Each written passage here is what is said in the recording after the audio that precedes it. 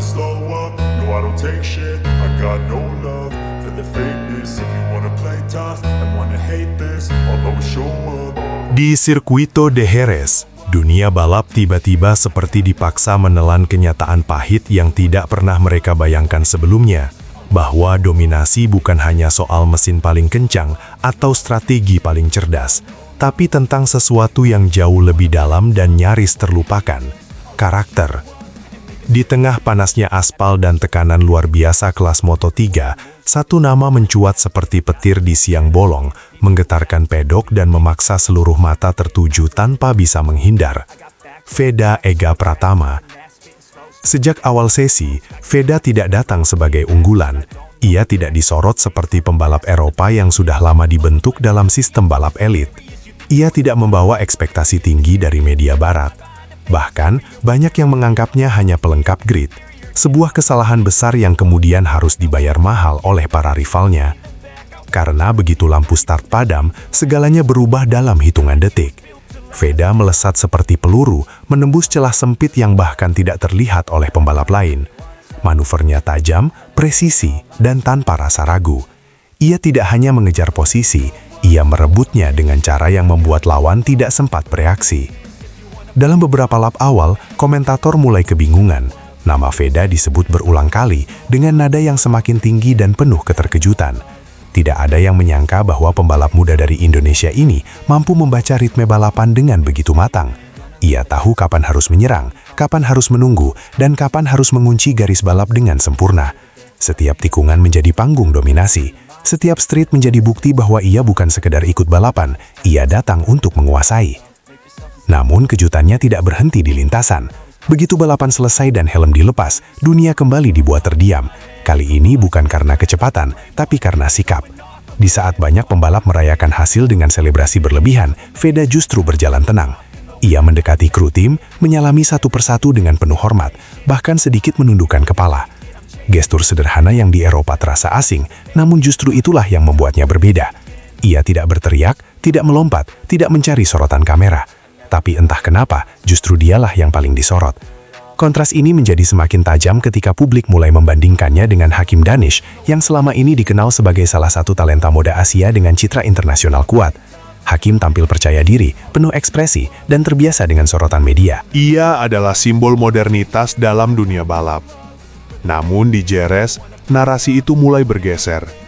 Bukan karena Hakim tampil buruk, tapi karena Veda menawarkan sesuatu yang tidak dimiliki siapapun, ketenangan yang mematikan. Perbandingan itu tidak pernah diucapkan secara terang-terangan, tapi terasa di setiap sudut pedok, di ruang wawancara, di media sosial, hingga di tribun penonton. Veda tidak berbicara banyak, tapi setiap tindakannya seperti menjawab semua pertanyaan. Ia tidak perlu menyombongkan diri, karena performanya sudah cukup. Ia tidak perlu membangun citra, karena kepribadiannya sudah berbicara. Salah satu momen yang paling menyita perhatian terjadi di area podium. Saat pembalap lain saling memberi selamat dengan cara cepat dan formal, Veda melakukan sesuatu yang berbeda. Ia menyalami rivalnya dengan dua tangan, sambil sedikit menunduk. Gestur yang sederhana, tapi syarat makna. Rivalnya terlihat terkejut, bahkan sempat ragu bagaimana harus merespons. Namun justru disitulah letak kekuatannya. Veda membawa budaya yang tidak bisa diabaikan, tidak bisa diremehkan, dan tidak bisa ditiru begitu saja. Sejak saat itu, media mulai mengangkat cerita yang berbeda. Mereka tidak lagi hanya membahas lap time atau strategi balapan. Mereka mulai menulis tentang sikap, tentang nilai, tentang sesuatu yang selama ini jarang dibahas dalam dunia motorsport. Veda menjadi pusat perhatian bukan hanya karena ia cepat, tapi karena ia membawa identitas yang kuat. Ia tidak mencoba menjadi seperti pembalap Eropa. Ia tetap menjadi dirinya sendiri, dan justru itu yang membuatnya menonjol. Tekanan pun mulai meningkat. Ekspektasi yang awalnya tidak ada kini berubah menjadi beban besar. Setiap balapan berikutnya menjadi ujian. Apakah ia bisa mempertahankan performa? Apakah ia bisa tetap konsisten di tengah sorotan dunia? Pertanyaan-pertanyaan itu terus bermunculan, namun Veda menjawabnya dengan cara yang sama, diam, fokus, dan mematikan di lintasan. Di sesi berikutnya ia kembali menunjukkan kelasnya, start yang bersih, manuver agresif, dan kontrol emosi yang luar biasa. Ia tidak terpancing provokasi, ia tidak terbawa arus, ia tetap pada ritmenya sendiri, dan hasilnya, posisi demi posisi kembali ia amankan, seolah mengulang skenario yang sama. Para rival mulai menyadari bahwa ini bukan kebetulan, ini adalah pola, dan pola itu sangat sulit dihentikan. Di luar lintasan sikapnya tetap tidak berubah, ia tetap menyapa kru dengan sopan. Tetap menjaga jarak dengan elegan terhadap kru perempuan dan Umbrella Girl. Bukan karena dingin atau tidak ramah, tapi karena ia tahu batas. Ia memahami bahwa rasa hormat tidak selalu harus ditunjukkan dengan kedekatan fisik. Justru dengan menjaga jarak, ia menunjukkan penghargaan yang lebih dalam. Hal ini memicu diskusi besar di kalangan publik Eropa. Banyak yang mulai mempertanyakan kembali standar interaksi yang selama ini dianggap normal. Veda, tanpa sengaja, membuka ruang refleksi. Ia tidak menggurui, tidak mengkritik, tapi kehadirannya cukup untuk membuat orang berpikir ulang. Dan itulah kekuatan sebenarnya, mengubah tanpa memaksa. Di tengah semua itu, satu hal menjadi semakin jelas. Veda bukan hanya pembalap, ia adalah fenomena. Ia adalah simbol dari sesuatu yang lebih besar.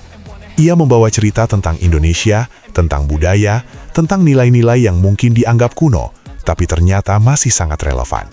Ia membuktikan bahwa menjadi berbeda bukanlah kelemahan, tapi kekuatan. Para rival kini menghadapi dilema. Mereka tidak hanya harus mengalahkan Veda secara teknis, tapi juga harus menghadapi tekanan psikologis yang ia bawa. Karena setiap kali mereka melihatnya di lintasan, mereka tahu bahwa mereka tidak hanya melawan pembalap cepat, mereka melawan seseorang yang tidak mudah goyah. Dan publik, mereka mulai jatuh hati.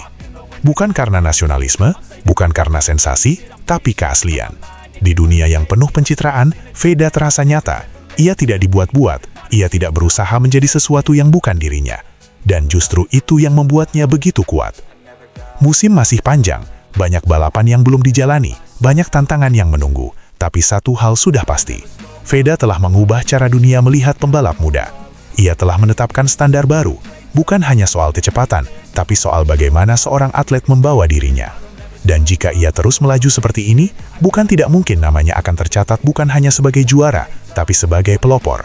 Seseorang yang datang dari jauh, tanpa banyak suara, tapi mampu mengguncang pusat dunia balap. Deru mesin akan terus menggema di Jerez dan sirkuit lainnya. Rival akan datang dan pergi, tapi jejak yang ditinggalkan Veda tidak akan mudah hilang.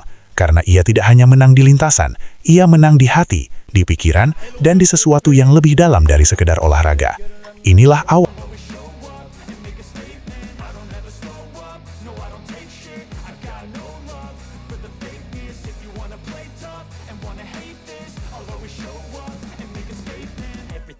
So instinctive and so passionate. Every word I move so descriptive like an adjective. I got a vendetta against people who patented being negative when you should be getting after it.